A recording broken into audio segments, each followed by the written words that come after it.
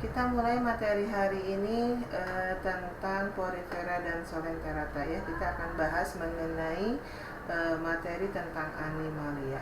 Ya. Sebelum masuk ke Porifera dan Solenteratanya, kita akan bahas dulu ya mengenai animalia ya. Nah, apa sih ciri umum dari animalia? Animalia atau kelompok hewan ini memiliki ciri umum. Yang pertama, animalia itu eukariotik, artinya semua animalia sudah memiliki membran inti sel ya. Kemudian yang kedua, animalia itu semuanya multiseluler ya, bersel banyak ya. Kemudian tidak memiliki dinding sel. Kemudian tidak berklorofil, artinya tidak bisa berfotosintesis ya. Makanya semua animalia bersifat heterotrof. Nah, kemudian reproduksi itu secara aseksual atau secara seksual. Jadi bisa vegetatif, bisa generatif ya. Ya, kita lihat pembagian animalia secara umum. Jadi animalia kita bedakan, kita kelompokkan menjadi dua berdasarkan jumlah lapisan tubuh ya. Ada yang memiliki dua lapisan tubuh, kita sebut dengan dipoblastik. Ada yang memiliki tiga lapisan tubuh, kita sebut dengan tripoblastik ya. Nah, yang dipoblastik artinya dia memiliki dua lapisan tubuh, yaitu ada lapisan ektoderm sama lapisan endoderm. Kalau tripoblastik itu memiliki tiga lapisan tubuh ya. Ada ekto, ada meso, sama endoderm. Nah, terus kemudian yang dipoblastik itu kita bedakan, ada yang simetri tubuhnya, ada yang asimetri atau radial simetri dengan radial simetri. Apa sih simetri tubuh? Jadi tubuh kita itu bisa dibagi berapa bagian gitu ya. Nah, ada istilah asimetri. Jadi kalau asimetri itu bentuk tubuhnya tidak beraturan, sehingga kita tidak bisa membagi dua bagian yang sama. Itu asimetri. Kalau radial simetri, nah ini seperti gambar yang ini ya, yang Ibu tunjuk yang ini nih. Nah, radial simetri itu kita bisa membagi dua bagian tubuh sama besar dari berbagai arah. Jadi bisa misalkan ini ya. Nah, ke sini, bisa ke sini, bisa ke sini, miring ke sini, bisa miring ke sini, bisa beberapa bagian ya, bisa beberapa arah. Itu namanya radial simetri ya. Nah, untuk yang dipoblastik yang simetri tubuhnya asimetri atau radial simetri, ini contohnya filmnya adalah Porifera ya. Nah, kemudian yang simetri tubuhnya radial simetri itu adalah Solenterata ya. Nah, kemudian yang tripoblastik ya, tripoblastik itu hampir semuanya simetri tubuhnya itu adalah bilateral simetri ya, kecuali nanti pada echinodermata itu radial simetri ya.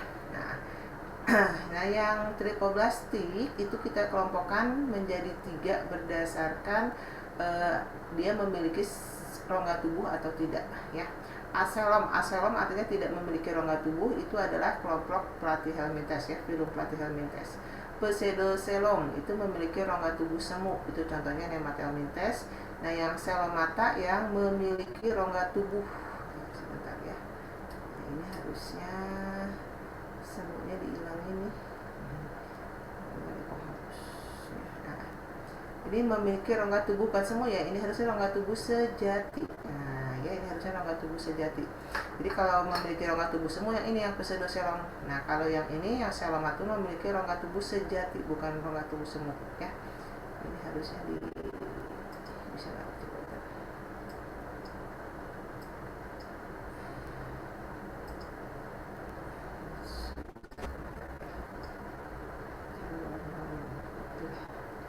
Nah, nanti ini yang ini.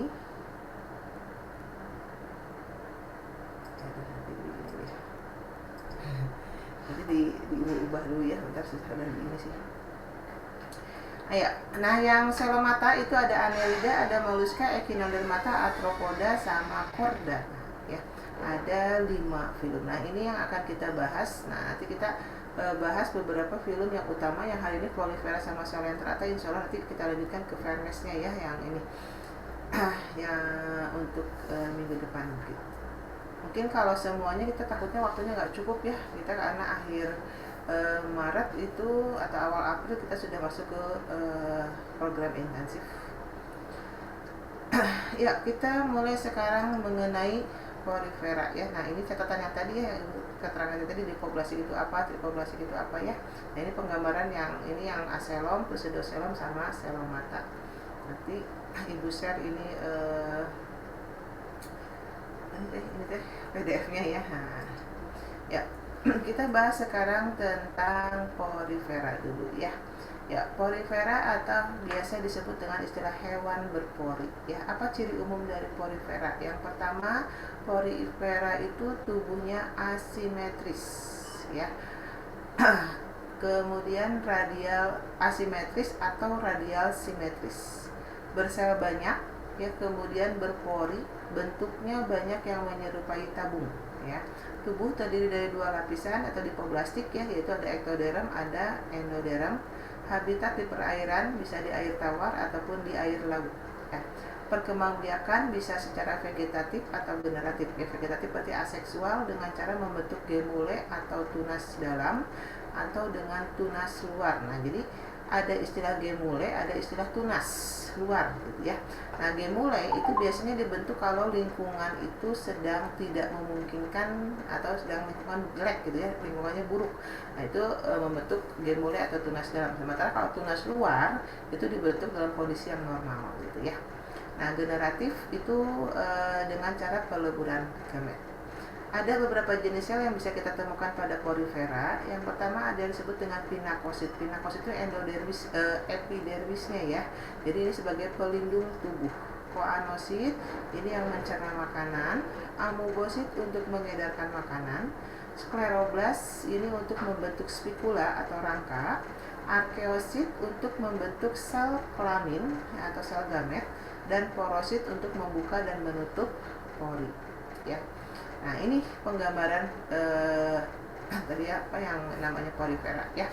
Nah, porifera, nah ini jadi ini bagian luarnya, ini adalah sel epidermis ya. Nah, ini penyusunnya adalah sel pinakosit. Nah, ini mana sisinya ada? Nah, ini ya, ini pinakosit yang paling luar pinakosit. Nah, kemudian di bagian tengahnya ini ada sel yang namanya amoebosit. Tadi yang fungsinya adalah untuk mengedarkan makanan. Kemudian ada sporosit yang berfungsi untuk membuka menutup pori. Ada spikula atau rangka.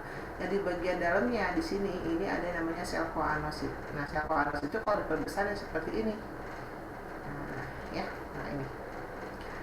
Fungsi sel koanosit itu dia mengambil dan mencerna makanan. Jadi dia punya flagel ya. Flagel ini fungsinya untuk bisa menarik makanan masuk ke sini. Masuk kemudian dicerna ke sini, nanti diedarkan makanan itu oleh amoebosit. Gitu ya. Nah, ini ciri dari ini bagian-bagian tubuh dari porifera ya. Nah, sekarang porifera itu memiliki yang namanya saluran air ya. Fungsi saluran air ini antara lain adalah untuk istilahnya mensuplai oksigen dan juga bisa untuk jalan masuknya makanan. Jadi pada saat air masuk melalui pori-pori ini ya, nah namanya ostium ya, pori-pori lubang masuk itu namanya ostium. Pada saat air masuk melalui ostium itu ada air itu kan mengandung oksigen, mengandung zat-zat makanan gitu ya. Jadi ada misalnya plankton masuk, itu akan masuk melalui ostium ya. Nah, nanti ini bagian rongga tengahnya ini namanya spongosel. Nah, tadi oksigen yang masuk ke sini nanti dia akan diserap dia secara masuk secara difusi melalui sel-sel kulitnya atau sel-sel tubuhnya.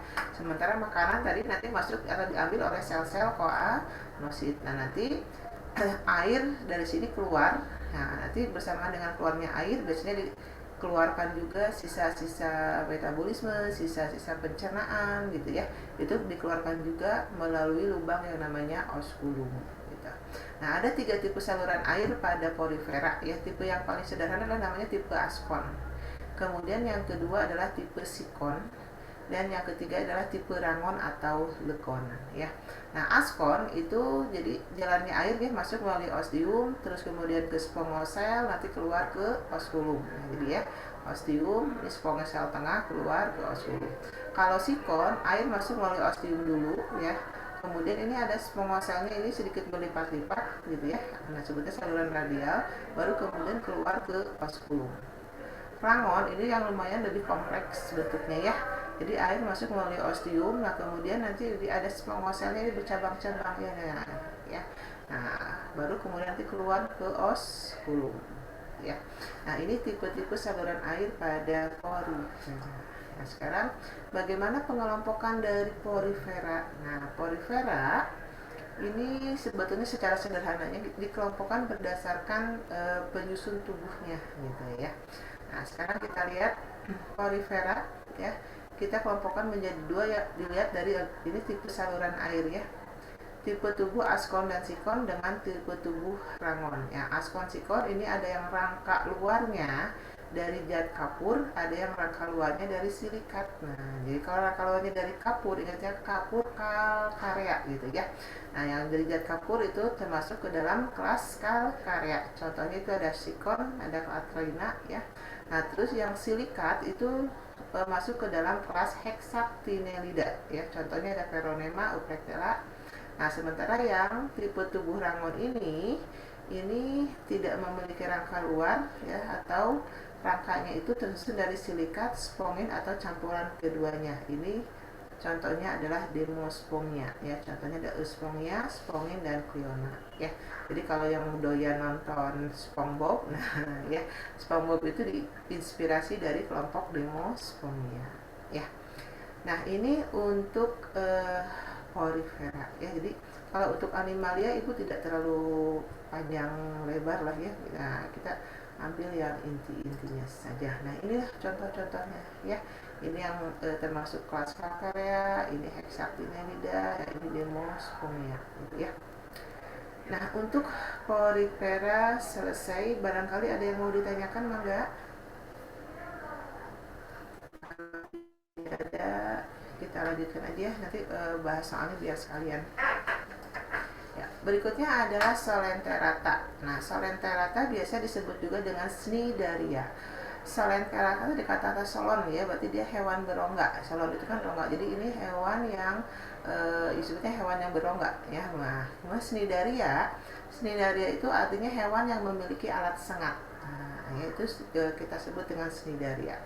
Nah, apa ciri-ciri umum dari Solenterata? Yang pertama, tubuhnya dipoblastik ya, berarti memiliki dua lapisan tubuh, dan radial simetri. Radial simetri berarti dia bisa dibagi dua, banyak arah ya. Nah, kemudian umumnya hidupnya di laut ya. Kemudian ada yang soliter, ada yang berkoloni. Kalau soliter berarti sendiri, berkoloni berarti berkelompok ya. Memiliki sistem gastrovaskuler yang berhubungan dengan sistem pencernaan dan peredaran darah. Ini hubungannya ke digesti dan sirkulasi. Kemudian ciri khas lagi, Solenterata itu punya tentakel ya, dimana pada tentakel itu biasanya mengandung sel nidoblas. Nah, sel nidoblas ini mengandung alat sengat yang disebut dengan nematokis. Nah, melalui nematokis inilah nanti akan dikeluarkan racun yang bersifat hipnotoksin. Jadi dia bisa menyerang ke sistem saraf ya. Nah, fase hidup ada yang polip ya, ada yang medusa. Jadi ada yang hanya polip aja seumur hidup, ada juga yang polip dan medusa gitu ya. Polip itu yang bagaimana? Polip itu yang hidupnya nempel ya, sementara kalau medusa itu yang bisa berenang bebas ya. Sistem saraf terdiri atas sel-sel saraf yang memiliki juluran-juluran yang sama panjang, disebut dengan istilah sistem saraf difus ya. Sementara respirasi dan ekskresi terjadi secara difusi, kecuali pada Anthozoa. Nah, kalau Anthozoa respirasinya menggunakan alat yang namanya siphonoclipper ya. Nah, sekarang struktur tubuh. Nah, struktur tubuh dari Solenterata terdiri dari bagian epidermis. Nah, epidermis bagian luar ya. Nah, terdiri dari epitelium luar yang berfungsi sebagai pelindung. Kemudian ada gastrodermis ya, atau bagian endoderm, itu tersusun atas sel-sel epitelium dalam. Nah, kemudian ada gastrovascular cavity atau rongga gastrovaskular. Nah, jadi rongga gastrovaskular ini, kalau ini yang warna ibu kasih yang spidol ini ya, hijau ya. Nah, ini nih.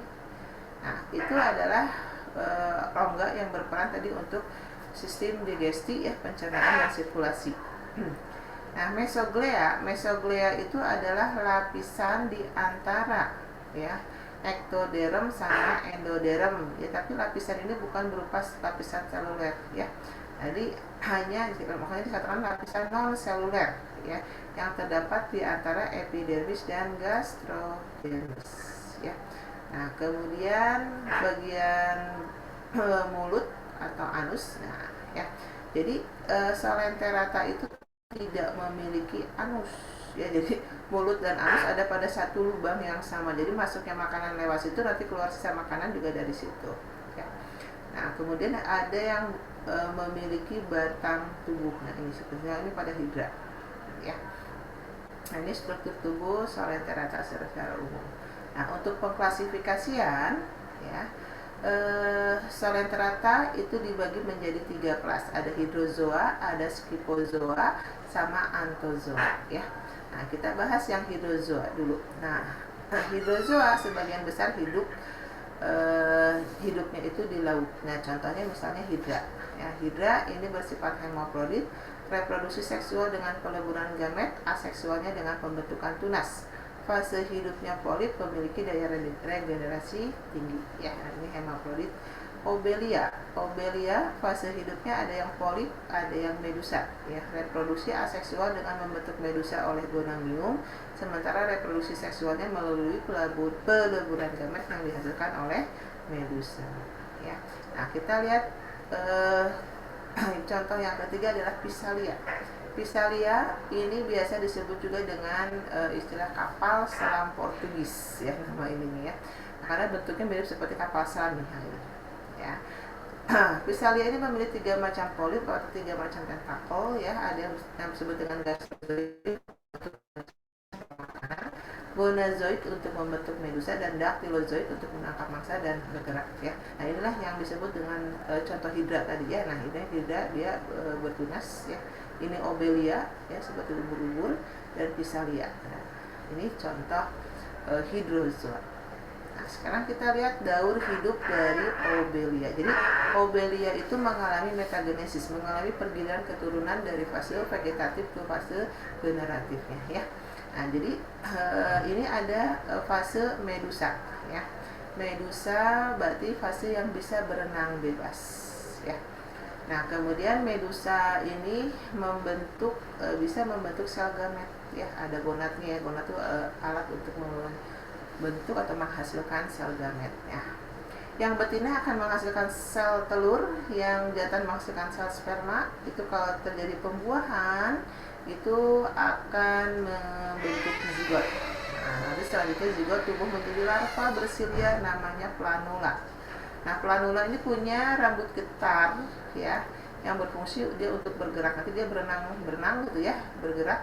Nanti dia nyari tempat yang cocok untuk dia tumbuh. Kalau dia tumbuh, maka dia akan membenamkan diri ya, kemudian membentuk polip. Nah, ini polipnya masih muda. Nah, kalau polip sudah dewasa seperti ini ya, bercabang-cabang. Nah, pada obelia jenis polipnya itu ada 2. Ada polip yang memiliki tentakel seperti ini namanya hidran. Fungsinya adalah untuk mencari makan. Jadi dengan tentakelnya itu dia akan menarik makanan untuk masuk ya. Nah, polip yang kedua fungsinya adalah untuk reproduksi, itu sebutnya adalah gonamium ya. Jadi polip ini fungsinya adalah untuk membentuk medusa ya.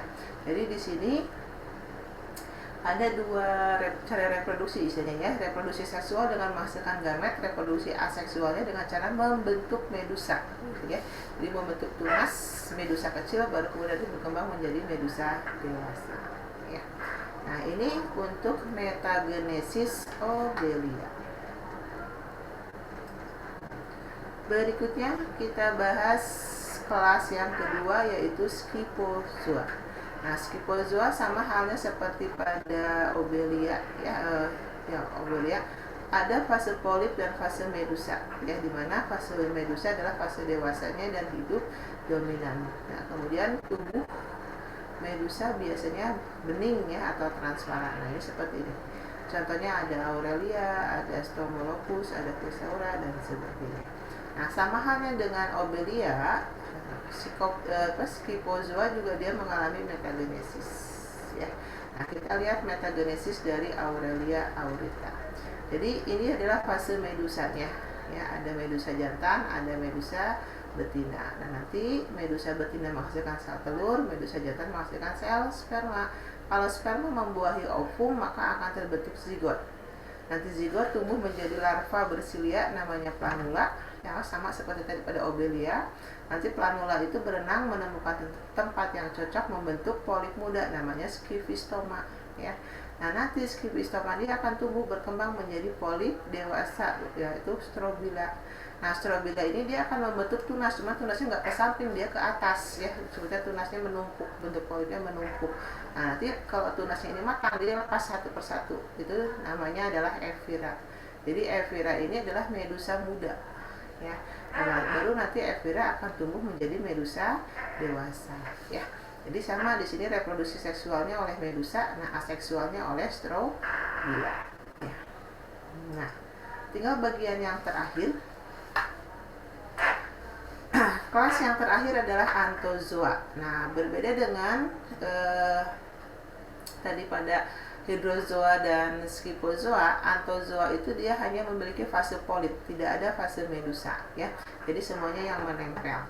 Nah, sebagian besar dari anthozoa ini memiliki rangka dari zat kapur atau sebagian juga ada yang dari zat tanduk. Nah, biasanya ketika hewan ini mati, maka tubuhnya akan mengeras dan membentuk yang namanya terumbu karang, gitu ya.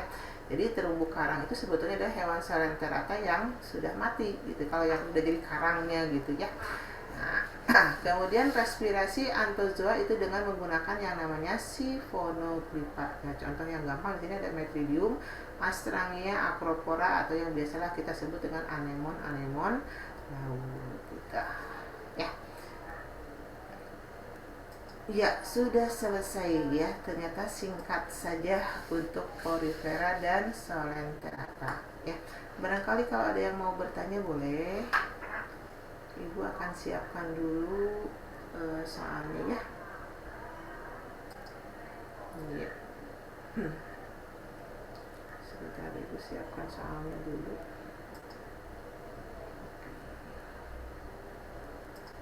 Kalian bisa buka juga halaman berapa ya, sebentar. Porifera itu halaman 30 kalau nggak salah.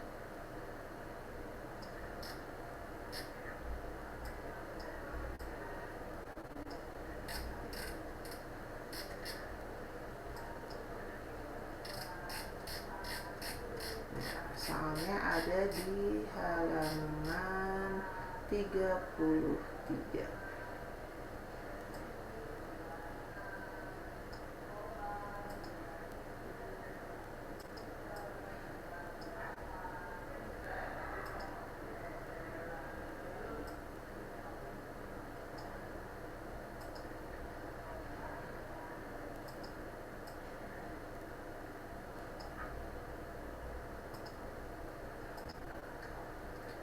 Iya, tadi kurang terdengar terkait terumbu karang. Maksudnya seperti, oh jadi gini. Jadi terumbu karang itu terbentuk dari kelompok Coelenterata dari kelas Anthozoa, ya. Jadi Anthozoa itu hewan yang termasuk Anthozoa, tubuhnya itu mengandung zat kapur, ya. Nah, jadi pada saat hewan Anthozoa ini mati, ya, maka tubuhnya itu akan mengeras, maka terbentuklah karang, gitu ya. Nah, itu jadi terumbu karang yang sudah keras karangnya, ya, itu berarti hewannya sudah mati. Tapi kalau terumbu karang itu istilahnya masih bergerak, masih hidup, dia pasti akan bergerak-gerak, ya. Mungkin kalau kalian suka lihat di film yang namanya ikan badut, ya, Nemo, yang berlindung di antara terumbu karang, nah itu berarti kan bergerak-gerak tuh terumbu karangnya, nah itu berarti masih hidup, gitu sih, itunya siapa, si anthozoanya. Kalau dia sudah mati, biasanya kalau kita menemukan batu karang yang di pinggir pantai, gitu ya, nah itu berarti dia sudah mati, kayak gitu ya, itu sepertinya. Cukup Tegar. Oh, Tegar ikut hari ini ya. Oke. Oh, Ibu belum cek siapa aja yang ikut hari ini. Oh, ada Tegar, ada Aminah, ada Angela, ada Kadek, ada Matt Moses, Muhammad Bintang, Nazar, Tiara, pada Cecilia. Oke. Cukup, iya, terima kasih sama-sama. Ya, kita lanjutkan ke soal ya, Ibu share soal. Oke. Sip. Ya, nomor 1. Ciri yang dimiliki oleh Porifera apa saja? Porifera dipoblastik, betul ya? Semuanya dipoblastik, artinya hanya memiliki 2 lapisan tubuh. Stadium hidup polip, betul, karena Porifera itu tadi kebanyakan dia tubuhnya menempel ya. Pencernaan intrasel, betul, menggunakan koanosit. Bilateral simetrinya yang salah ya, karena kalau pada Porifera itu bukan bilateral simetri, harusnya dia asimetri atau radial simetri ya. Nah, pencernaan intrasel ini menggunakan tadi selnya namanya koanosit. Nah, ya, jadi yang nomor 1 jawabannya adalah ayam.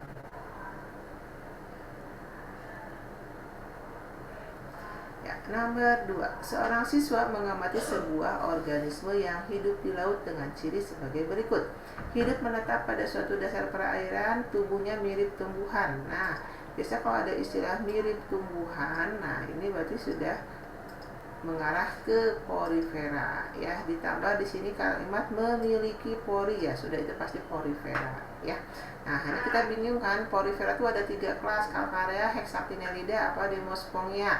Kata kuncinya di yang ke-4 ini, yang berikutnya, spikula tersusun dari silikat. Nah, kalau dari silikat sudah pasti jawabannya adalah Hexactinellida ya. Karena kalau Demospongia itu dari spongin ya, rangkanya. Kasih keterangan di sini ya. Demospongia ini rangka atau spikula ya, rangka itu rangkanya dari spongin. Nah, kalau Calcarea ini rangkanya dari zat kapur. Rangka dari zat kapur. Oke. Nah, ini nomor 2, kita lanjutkan ya. Ini nomor berikutnya.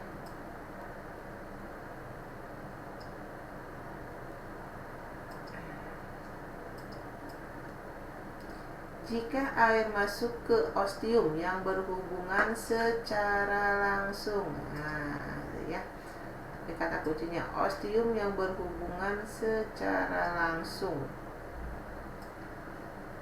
Nah, ini berarti bisa dipastikan itu adalah tipe askon tadi ya, tipe yang paling sederhana. Ya, jenis sel berfungsi untuk mencerna makanan. Ayo kita lihat, kita bahas satu-satu ya. Ini ibu pindahkan deh, arkeosit sama spikula ini pilih ke sini.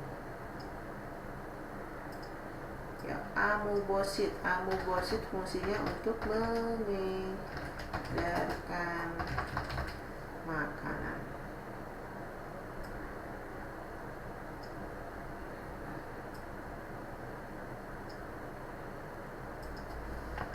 Koanosit ini tadi untuk mencerna makanan. Porosit, membuka menutup pori.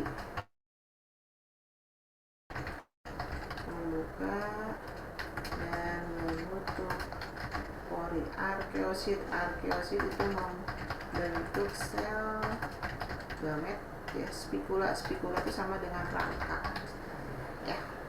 Nah, jadi jenis sel yang berfungsi mencerna makanan ya sudah pasti adalah koanosit. Oke, sip.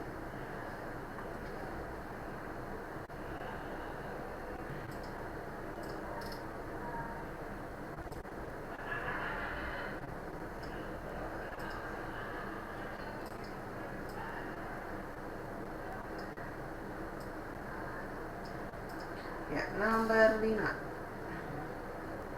Hewan yang tampak seperti gambar berikut adalah hewan yang memiliki. Ini hewannya masuk ke dalam apa nih? Ya. Ini pasti sudah pasti ini hewannya adalah Solenterata. Solenterata, atau Cnidaria tadi ya nama lainnya. Hewan yang termasuk pada gambar berikut adalah hewan yang memiliki sel otot dan jaringan saraf. Sel ototnya salah ya, dia nggak punya sel otot. Otak dan 2 lapisan embrional, nggak punya otak juga. Punya otak ya. 3 lapisan jelas salah juga. Jadi jawabannya adalah yang X ya.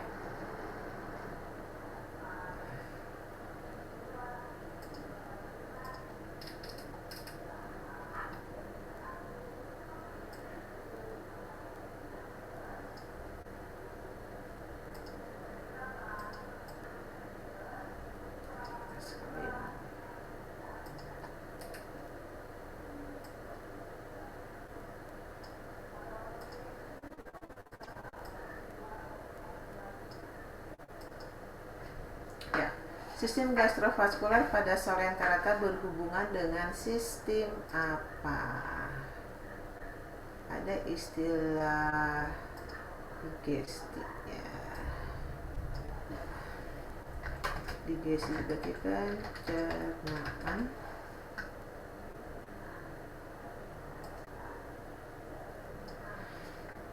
Kemudian respirasi itu pernapasan. Sirkulasi berarti peredaran, reproduksi ya berarti perkembangbiakan ya.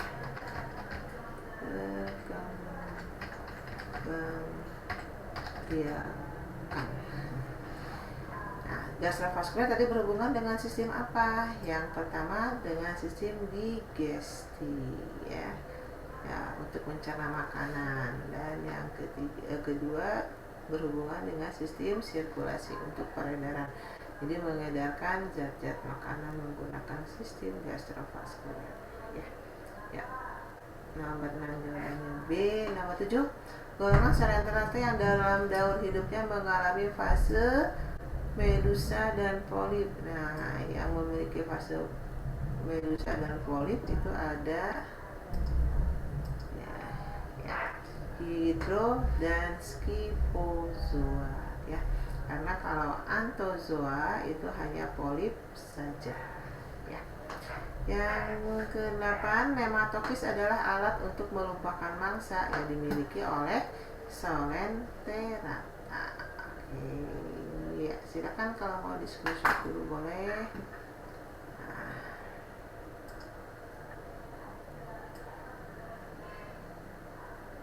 Kalau mau nanti ibu ini di share, nanti ibu share lewat ini ya, sekaligus dengan materi yang hari ini nanti ibu share lewat kolom chat ya di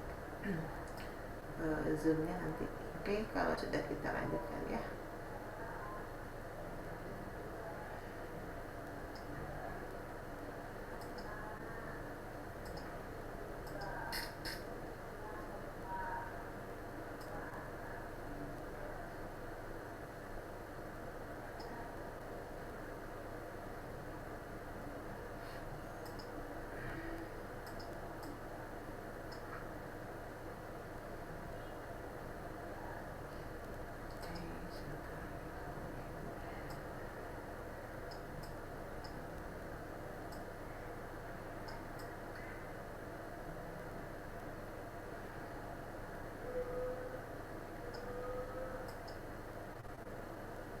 Ya, jenis tentakel pada Physalyum tadi masuk ke hidrozoa ya, yang berfungsi untuk alat gerak disebut.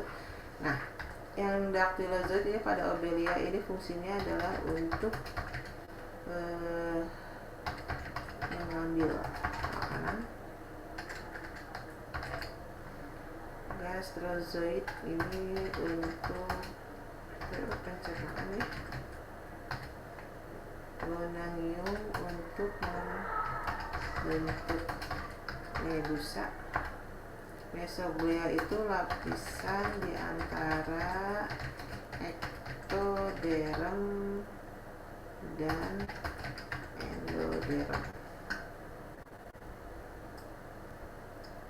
Jadi lapisannya lapisan non seluler ya. Dactylozoid ini yang untuk bergerak ya. Jadi ya pada Physalia itu di sini yang termasuk yang untuk Physalia itu yang gastrozoid sama dactylozoid ya. Nah, yang untuk bergerak ya berarti dactylozoid. Ya, pada polip Obelia berfungsi untuk menghasilkan medusa. Oke, kita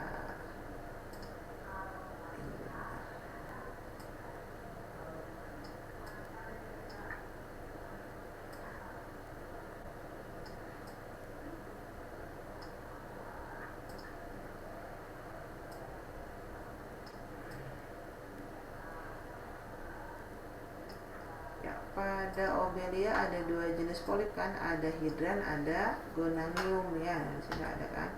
Hidran tadi untuk apa? Mengambil makanan. Sementara gonanium adalah untuk membentuk medusa ya. Nah, Strobila scrivistoma planula itu larva bersilia. Ya. Strobila scrivistoma itu adanya pada Aurelia ya.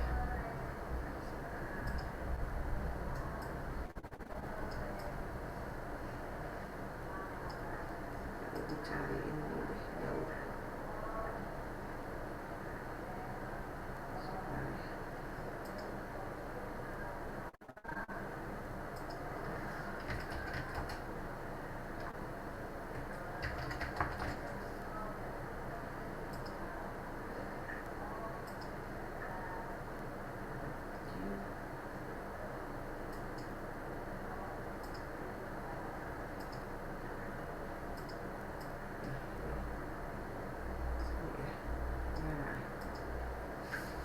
Jadi ini judulnya Metagenesis Aurelia ya. Metagenesis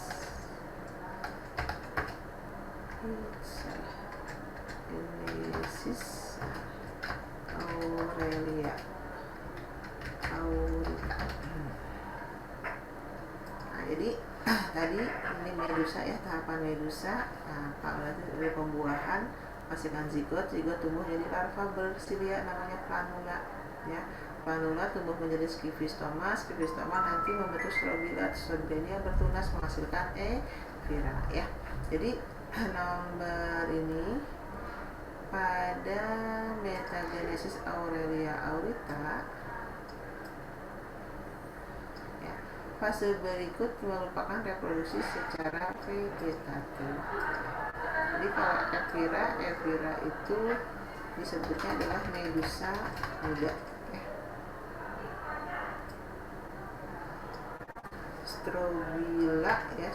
Strobila ini yang membentuk tunas ya. Berarti kalau membentuk tunas berarti dia reproduksi secara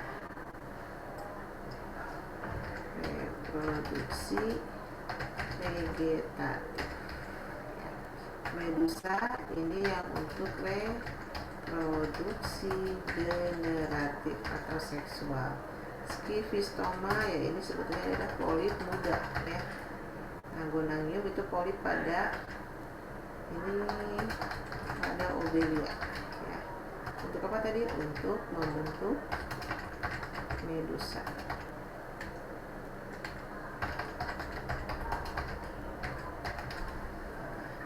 Jadi di sini yang melakukan reproduksi secara vegetatif, berarti yang mana? Vegetatif itu berarti yang ini ya. Nah, jadi ini yang reproduksi secara ini fase nih dapat ini dapat keterangan di fase. Ini fase generatif nih. Nah, ya.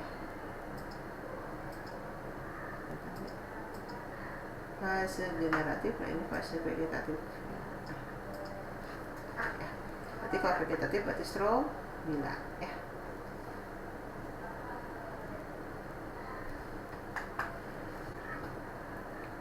Berikutnya kita yang nomor berikutnya.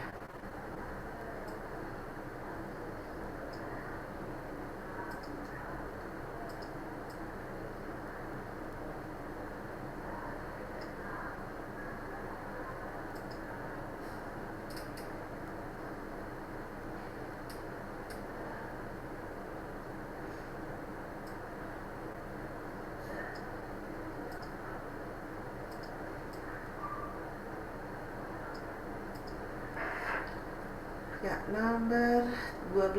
Hewan yang mengalami metagenesis dari fase polip dan fase medusa. Fase polip dan medusa. Berarti kan ini yang mengalami fase polip itu ada Aurelia, ya, Aurelia sama Obelia, ya. Kalau cucu Maria itu tripang, ya. Plasmodium itu penyebab malaria, ya.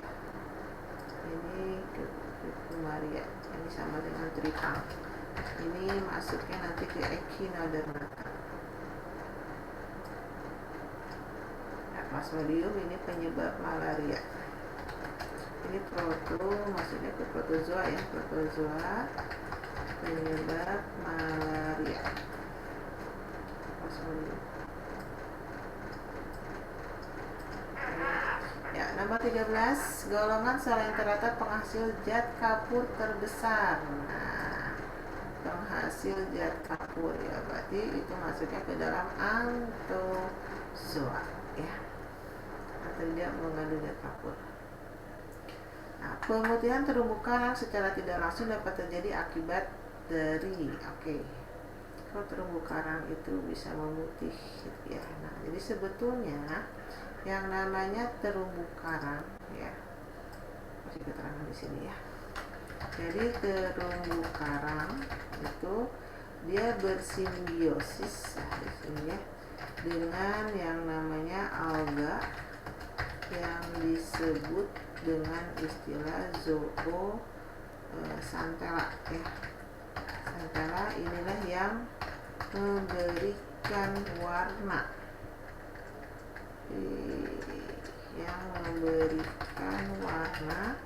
pada terumbu karang, ya. Jadi terumbu karang kan seringkali warnanya bagus-bagus, ya, karena itu dia sebetulnya warna itu muncul hasil dari simbiosis dengan alga, ya.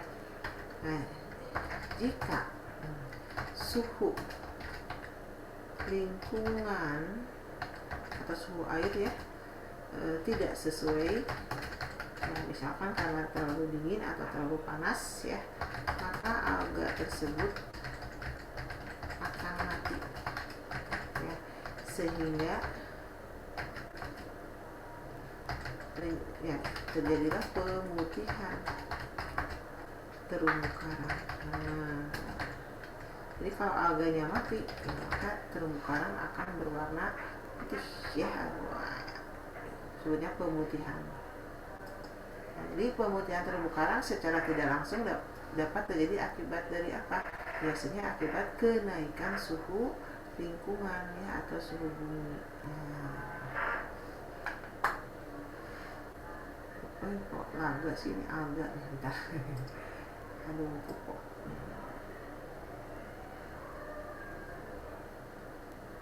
alga tersebut.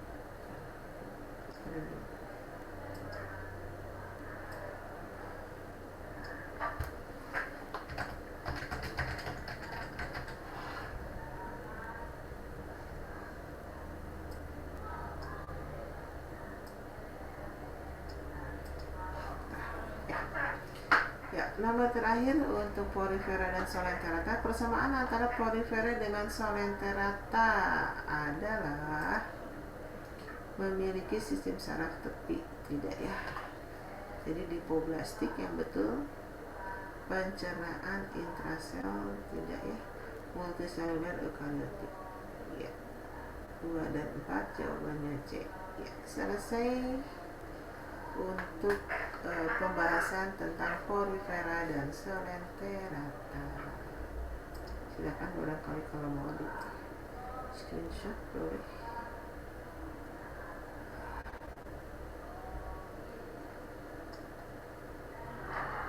Nanti di akhir sekalian dengan yang fotokopi ini di ibu save dulu yang ini ya.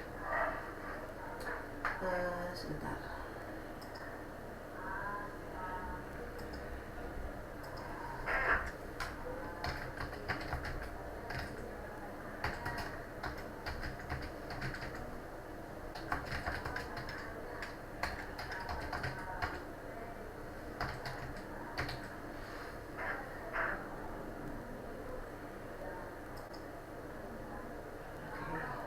Ya, kalau sudah Ibu stop share. Jadi untuk Animalia, Porifera, dan Solentera telah selesai. Sebentar Ibu kirimkan ini ya.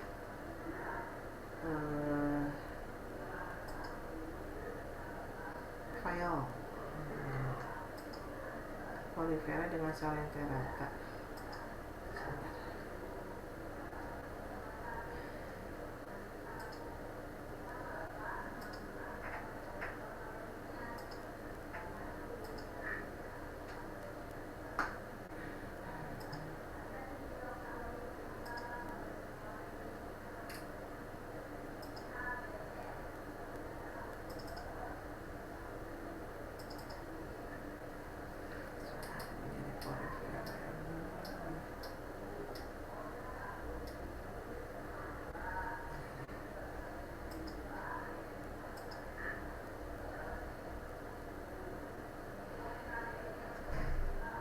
Ya, file materi Porifera dan Solenterata sudah ada di kolom chat.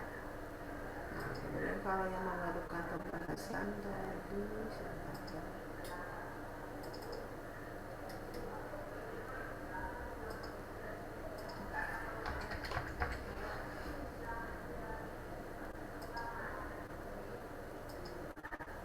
iya, yang membutuhkan pembahasan juga sudah ada di kolom chat. Silakan kalau mau di download boleh ya. Ya, berikutnya kita lanjutkan ke materi berikutnya ya. Setelah Porifera dan Solenterata, kita akan bahas mengenai Vermes.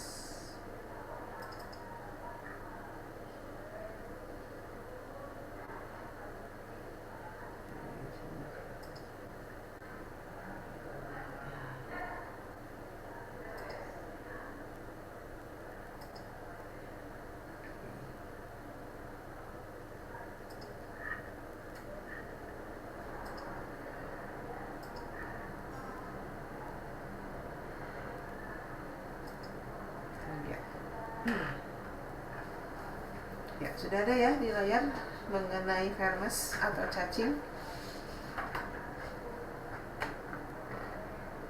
Ada suaranya nih. Sudahkah?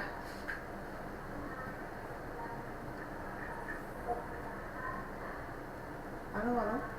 Suara Ibu terdengar nggak? Terdengar. Terdengar. Terus ditanyain diam aja, Ibu bingung ada kedengaran nggak suara Ibu? Ya, kita lanjutkan materi berikutnya tentang cacing atau Vermes. Ya. Ya, Vermes itu atau bangsa cacing itu dibagi menjadi 3 filum ya. Ada Platyhelminthes, ada Nemathelminthes, sama Annelida ya. Nah, nanti kita akan bahas satu persatu. Nah, mungkin nanti kita lihat hari ini kita sempat bahas sampai yang mana. Ya, kita mulai yang filum pertama itu Platyhelminthes ya. Platyhelminthes, platy itu pipih, helmin itu cacing. Jadi Platyhelminthes itu merupakan kelompok cacing pipih. Ya, apa ciri umum dari cacing pipih? Pertama, tripoblastik acelom. Tripoblastik berarti dia memiliki 3 lapisan tubuh. 3 lapisan tubuh, acelom artinya tidak memiliki rongga tubuh. Ya. Tubuhnya pipih dan bilateral simetri. Sistem pencernaan belum sempurna karena dia nggak punya anus, ya. Punya mulut, nggak punya anus, ya. Pencernaan dengan sistem gastrovaskuler, memiliki sistem saraf yang disebut dengan sistem saraf tangga tali karena bentuk sistem sarafnya mirip seperti tangga gitu ya. Alat ekskresi menggunakan sel api atau flame cell, pernafasan secara difusi melalui permukaan tubuh. Jadi tidak ada alat pernafasan khusus, ya. Kemudian tidak memiliki sistem transportasi atau sistem peredaran darah ya. Reproduksi terjadi bisa secara seksual ataupun secara aseksual ya. Ya, kita mulai pengelompokan Platyhelminthes. Platyhelminthes dibedakan menjadi 3 kelas. Ada Turbellaria, ada Trematoda, sama Cestoda. Ya. Nah, kita bahas yang Turbellaria dulu. Contoh Turbellaria adalah planaria. Nah, kurang lebih bentuknya itu seperti ini. Nah, tadi dikatakan ada sistem saraf tangga tali. Sistem saraf ini yang warna kuning ini ya. Nah, kalau kita lihat, nah, ini kan seperti tangga ya. Nah, tangga yang terbuat dari tali, maka sebetulnya istilah tangga tali gitu ya. Itu ini sistem sarafnya ya. Yang warna merah ini adalah sistem pencernaannya. Ya, ini ada rongga gas. Mulutnya tuh di sini ya. Nah, ini mulutnya di sini. Ya, dia punya mulut, nggak punya anus ya. Ya, kita lihat Turbellaria atau cacing rambut getar ya. Ini biasanya hidup bebas, memiliki silia atau rambut getar, kemudian memiliki daya regenerasi yang tinggi, bersifat hermafrodit atau berkelamin ganda ya. Jadi disebut daya regenerasi tinggi karena cacing ini kalau terpotong bisa terpotong jadi 2 ya. Nah, masing-masing bagian itu nanti dia bisa tumbuh membentuk individu yang baru ya. Nah, itu cacing planaria. Memiliki bintik mata sebagai sensor cahaya dan aurikel untuk sensor bau makanan. Ya, itu habitat di perairan yang bersih. Jadi, planaria bisa dijadikan indikator air yang bersih. Nah, ya. Jadi kalau kita menemukan di sungai itu masih ada planarianya, maka bisa dipastikan sungai itu belum mengalami pencemaran. Ya, atau pencemarannya masih sangat sedikit. Ya. Memiliki bintik mata sebagai sensor cahaya dan aurikel untuk sensor bau makanan. Reproduksi seksual dengan perkawinan silang, aseksualnya dengan fragmentasi. Ya, jadi fragmentasi tadi tubuhnya terputus, misalkan jadi dibagi 2, masing-masing bagian nanti akan tumbuh membentuk individu yang baru. Ya, nah itu contohnya planaria dan mesostom sama bipalia. Nah, yang di bawah ini gambar namanya sel api gitu ya. Nah, ini yang di bawah itu sebutnya sel api. Nah, itu kelas yang pertama Trematoda. Yang kedua ada tadi yang pertama Turbellaria, yang kedua sekarang Trematoda. Trematoda atau cacing isap atau cacing daun. Disebut cacing isap karena dia memiliki alat isap atau saker yang berfungsi untuk menghisap makanan dari inang. Dan yang untuk menghisap makanan dari inang dan menempelkan tubuh pada tubuh inang ya. Disebut cacing daun karena bentuk tubuhnya itu seperti daun. Ya, jadi daun itu kan oval gitu ya. Nah, dan tubuhnya tidak bersegmen, memiliki kutikula dan biasanya ini hidup parasit ya. Contohnya ada Fasciola hepatica atau cacing hati ternak, ada Clonorhis sinensis cacing hati pada manusia, dan ada Schistosoma japonicum atau cacing darah ya. Nah, ini di sini Ibu ada contoh daur hidup dari cacing Fasciola hepatica, itu cacing yang hidup pada hati ternak ya. Di sini ini gambarnya ternaknya ada sapi, ada kambing ya atau biri-biri ya. Jadi dewasanya itu hidupnya di hati ternak.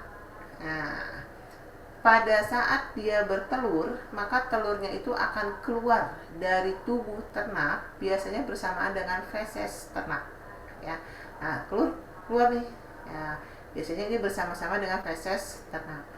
Nah, biasanya telur ini kalau kebetulan dia misalnya telurnya itu ada di lingkungan yang basah, yang lembab ya, misalnya di pinggir sawah lah, atau di pinggir parit gitu ya.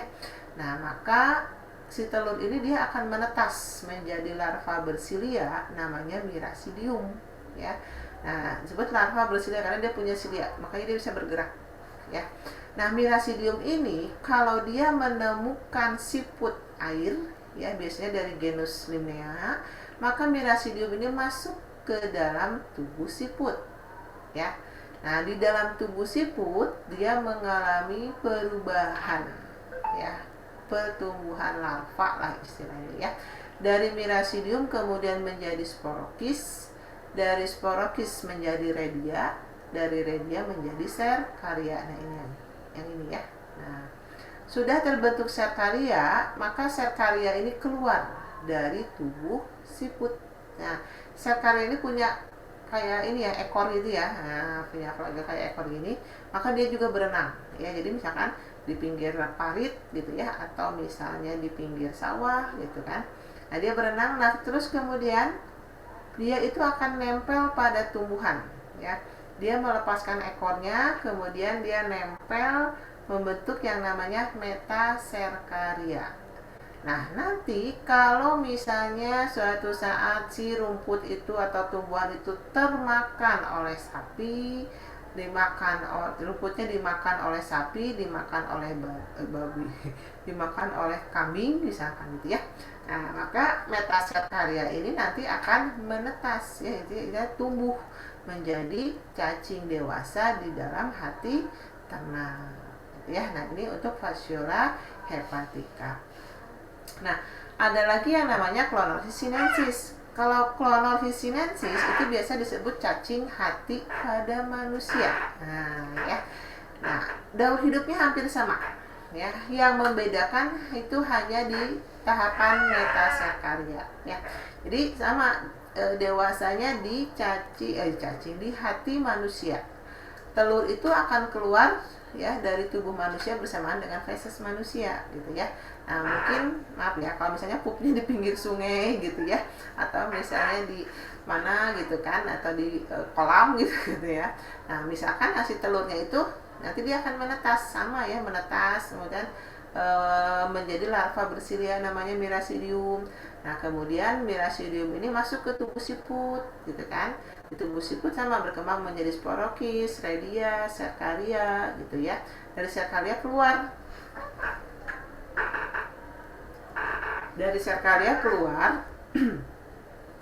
Nah, terus kemudian metaserkarianya kalau untuk Clonorchis ya, bukan pada tumbuhan, tapi dia bisa melekat pada ikan. Nah, ya, nempel di tubuh ikan ya.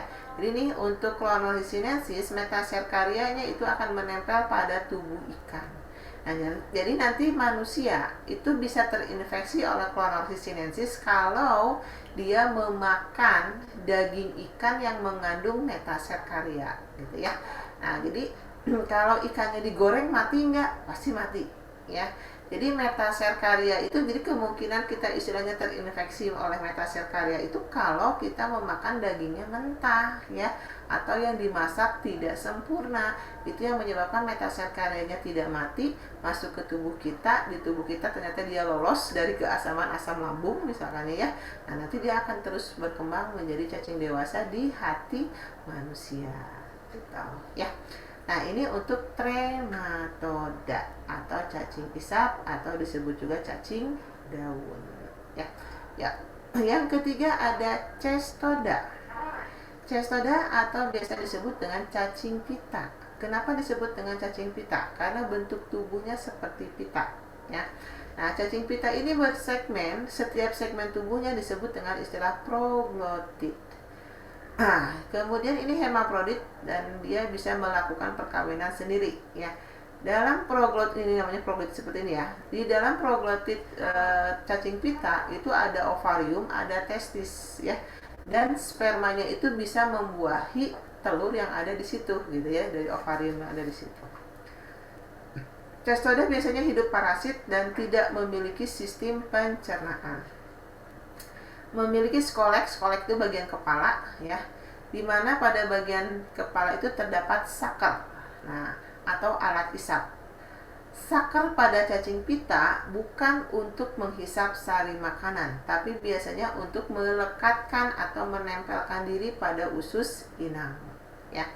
Nah, sementara kalau yang namanya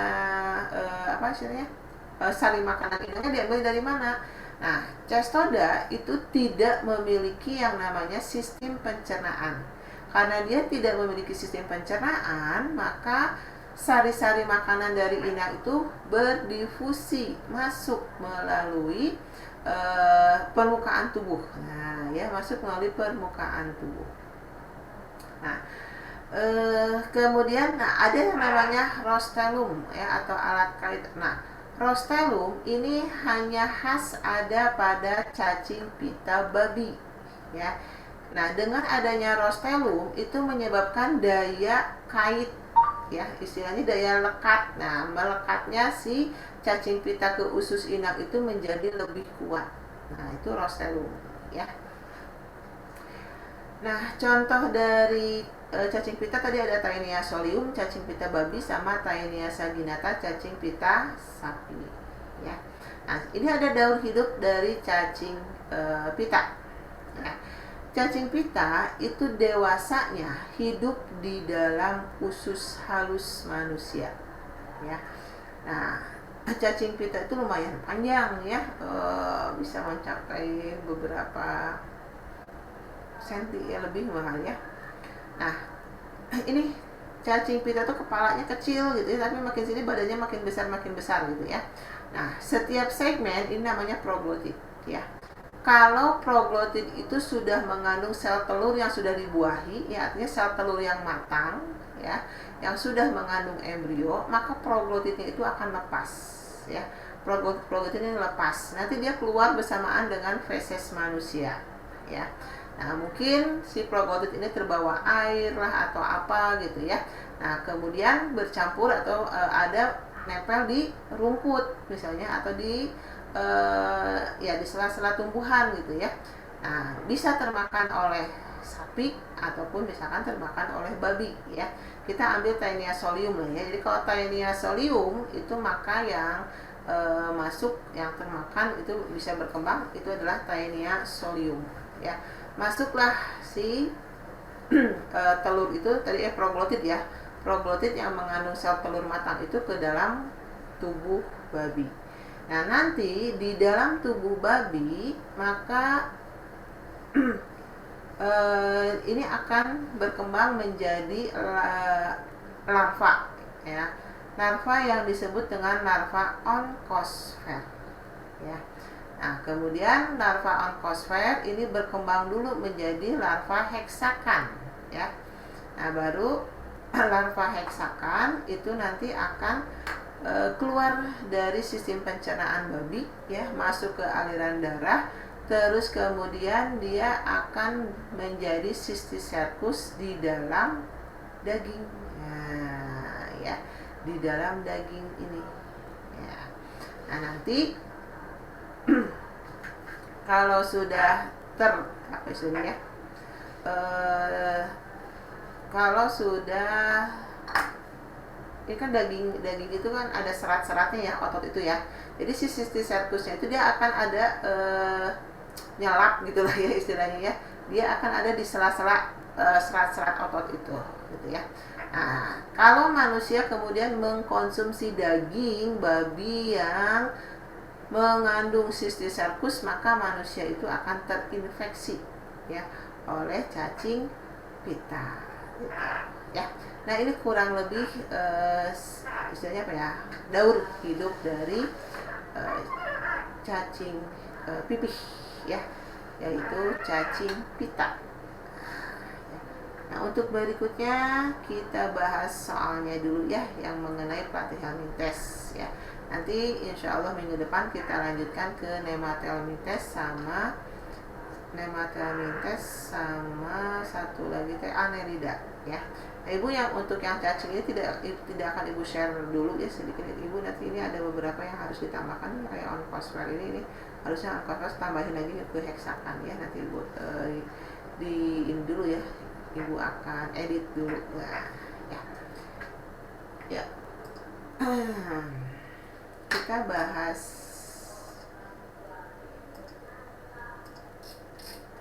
Hermes.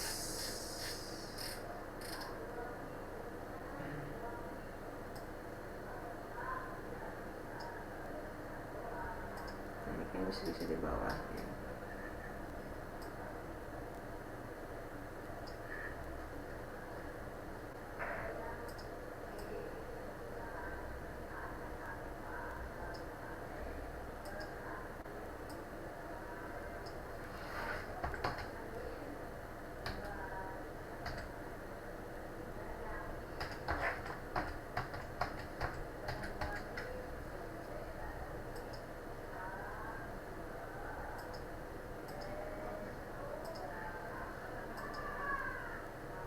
Kita bahas sekarang soal tentang Platyhelminthes. Di antara golongan Vermes berikut yang belum memiliki rongga tubuh sejati adalah ya. Jadi tadi Ibu bilang kalau yang namanya Vermes atau cacing ya. Nah, itu dibagi menjadi 3. Yang pertama adalah platyhelminthes ya. Nah, platyhelminthes ini dia tripoblastik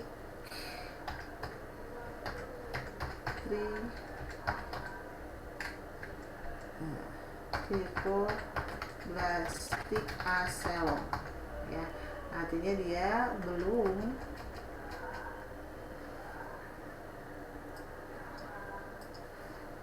acelom, artinya belum memiliki rongga tubuh.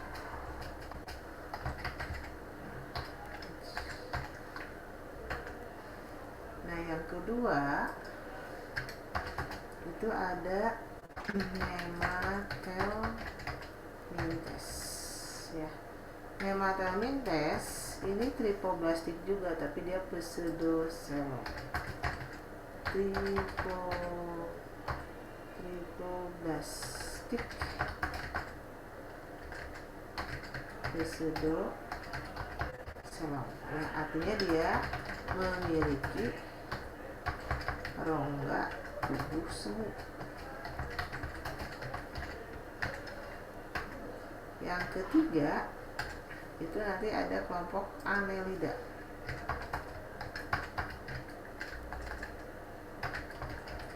Nah, kalau Annelida ini tripoblastik celomata. Nah, kalau celomata artinya dia memiliki rongga tubuh sejati gitu. Ya.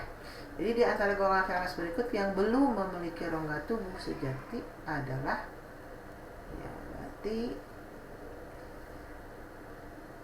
yang itu ya, yang trematoda, nematoda sama cestoda. Nematoda itu maksudnya ke ini ya, ke Nematelminthes ya.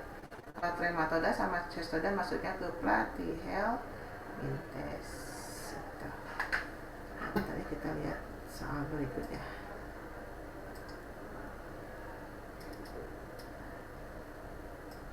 Satu soal lagi aja ya. Oke.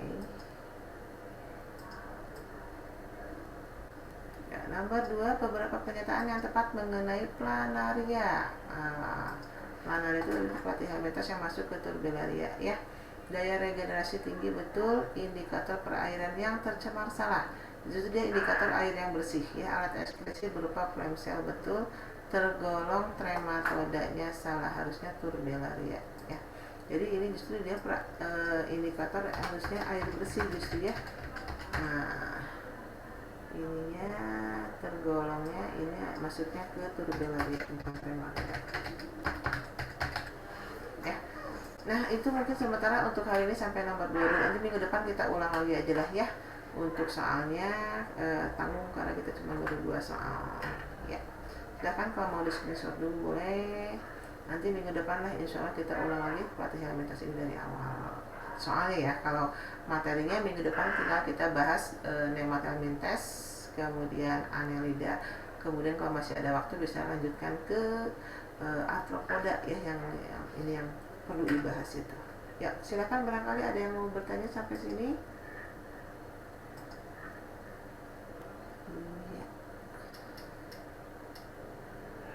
Kalau tidak ada, ya terima kasih atas perhatiannya untuk hari ini. Mohon maaf kalau ada kekurangan, kehilapan. Insya Allah kita ketemu lagi di minggu depan di jam dan waktu yang sama ya. Tetap sehat, tetap semangat.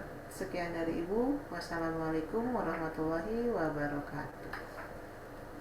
Makasih Bu. Makasih Bu. Iya, mangga, Makasih, Bu. sama-sama. Ibu pamit ya.